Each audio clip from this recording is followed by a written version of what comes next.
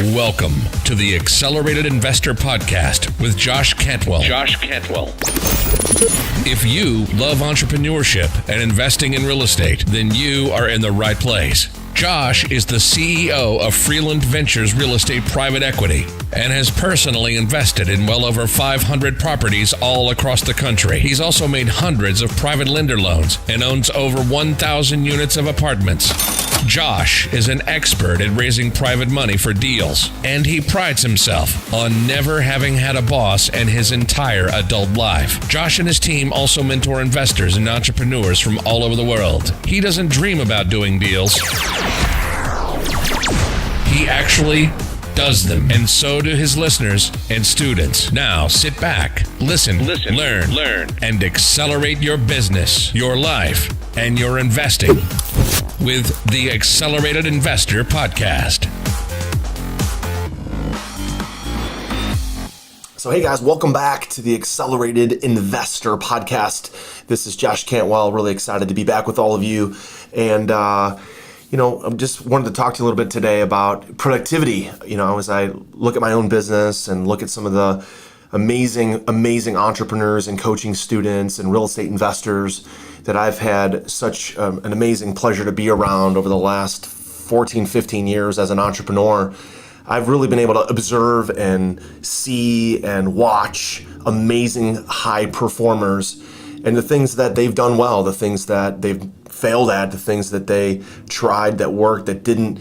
And the truth is building a business of any kind is not easy. Building a business is tough. It can be very difficult at times. And other times, when you have the right staff, the right people, things can seem like they're really cooking and going really well. Things are really easy. The truth is that doesn't always last. The good times don't always last, and the tough times don't always last. Neither one of them last forever.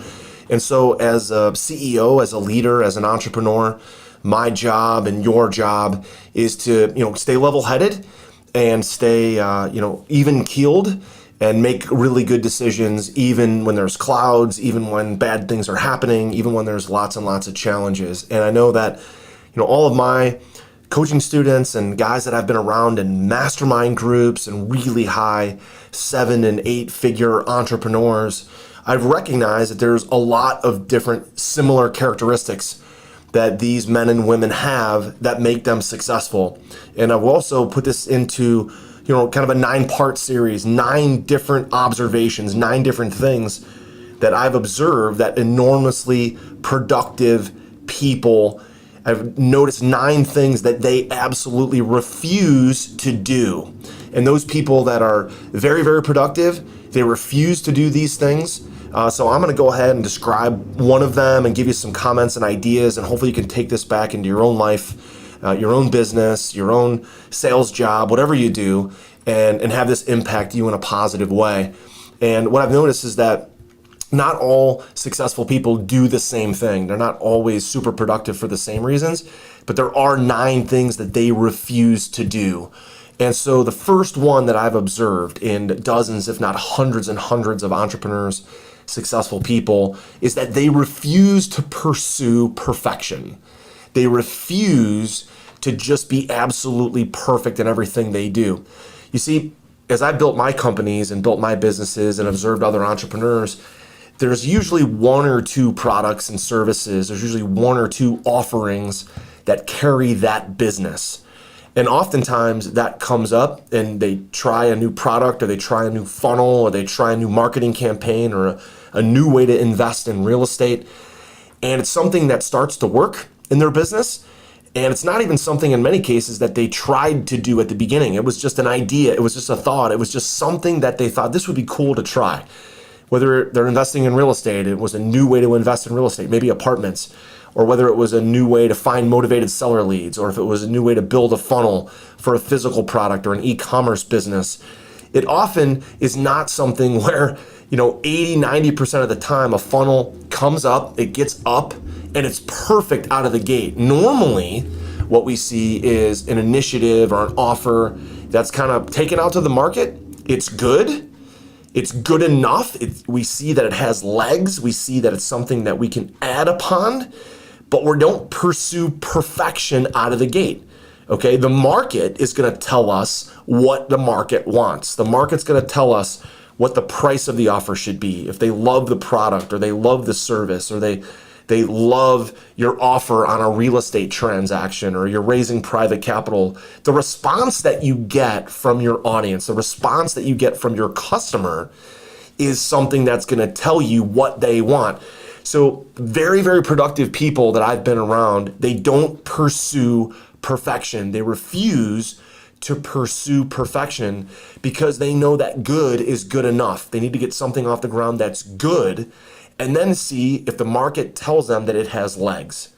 And then they optimize it. Then they say, this is a funnel that's going to work, or this is an investing strategy that's going to work. I need to put more dollars, more people, more effort, more of my time into this offering or into this business or into this marketing campaign. And then we're going to optimize it. We're going to optimize. We're going to add upsells. We're going to add a downsell. We're going to change slightly the way we communicate with the customer or the audience. We're going to optimize it and make it better.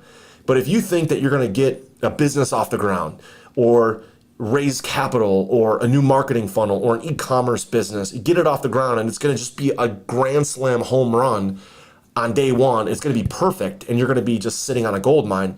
That is the exact opposite of what most successful people experience. What most successful people experience is they try 10 things. One or two of them works well. It's good enough. And then they optimize it from there. And so from a personal perspective, I think as entrepreneurs, as CEOs, as leaders, we need to stop beating ourselves up when things go wrong. We need to tell ourselves, look, we know that things are going to go wrong. We know that we're going to try things that are mistakes. We're going to try things that we think the market wants that don't work. And I tell myself now, often I tell my staff, my team, look, 8 times out of 10, we're going to try something and it's not going to work. But we've got to follow the metrics. We've got to see what the market's telling us. We've got to get feedback. We've got to track everything to know like what did work. What are the pieces of this opportunity, this offer, this funnel? What are the pieces of this that we can keep, that we can use in a future offering? Or what can we optimize in this that we can make it better? Make sense?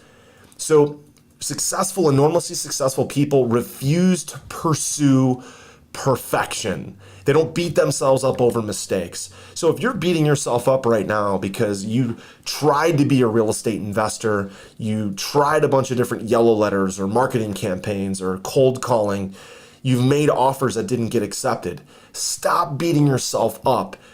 Pay attention to what worked. Pay attention to what you think you can take away from that.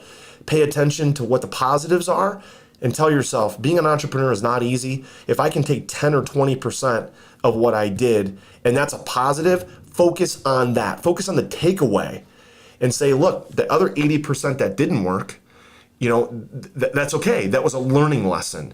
I learned from that. I didn't lose from that. I learned from it. And I can take that information, use it in the next campaign, use it in the next investment, use it in the next business. And so, enormously successful people refuse to pursue perfection. Don't beat yourself up. Stop beating yourself up over the mistakes that you made. Just learn from those mistakes. Know that nobody's perfect. All right? There's not some person out there in the world who's perfect, that gets everything right, who's staring at you and saying, oh my God, that person's a total failure. They're doing everything wrong. See, that's like the mindset that oftentimes we have as entrepreneurs, is that we look at all the mistakes that we've made. We've tried to pursue perfection, get everything just right, just perfect, and it hasn't worked. And we think, at least sometimes I do, I look at my employees, my team, my staff, my friends, my family, and I think that they're all staring at me and saying like, God, wow, Josh is such an idiot. Josh is such a dumbass. Why did he get this wrong again? And the truth is, they're not saying that at all. Well, some of them might be, but they're not saying that at all. They're saying, look, if you could just get a couple things right, then and optimize that, and then make it better, make it better, make it better, you can have an enormously successful business that's built on the backs of 90% failure. One of my favorite movies is about Steve Jobs. And if you look at all the mistakes he made in starting Apple, building Apple, getting basically kicked out of his own company, starting Next, starting these other software and computer businesses that failed. At the end of the day, they all led him back to coming back to Apple. They all led him to coming back to his original company and coming back into that business and essentially rescuing Apple from near bankruptcy. So you could take all the things that he tried in the past and say, well, those were all failures. He got kicked out of his own business. He tried these other software programs. He built computers that didn't even work.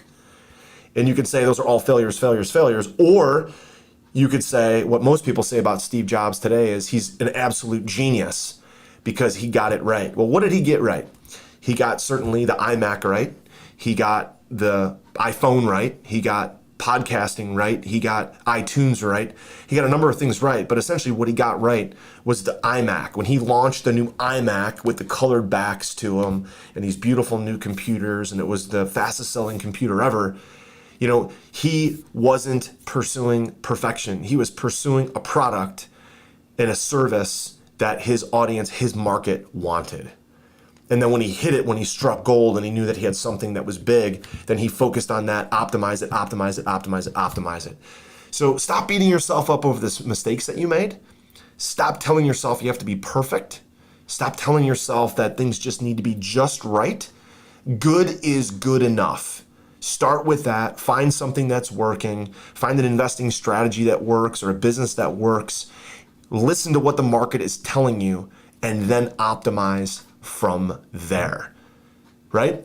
So the first characteristic of enormously productive people, the first thing that they refuse to do is pursue perfection. Thanks for listening to this podcast on the 9 things that enormously productive people refuse to do. Characteristic number 1 is they refuse to pursue perfection. Thanks so much for being here, and I'll be right back with characteristic number 2. They refuse to become distracted. Take a listen to that episode next. You've been listening to Josh Cantwell and the Accelerated Investor Podcast. Leave a comment on our iTunes channel and let us know what you want to learn next or who you'd like Josh to interview. While you're there, give us a 5-star rating and make sure to subscribe so you can be the first to hear new episodes. Follow Josh Cantwell and his companies, Strategic Real Estate Coach and Freeland Ventures, on all social media platforms now, and stay up to date on new training and investment opportunities. To start your journey toward the lifestyle you've always dreamed of, apply for coaching at joshcantwellcoaching.com.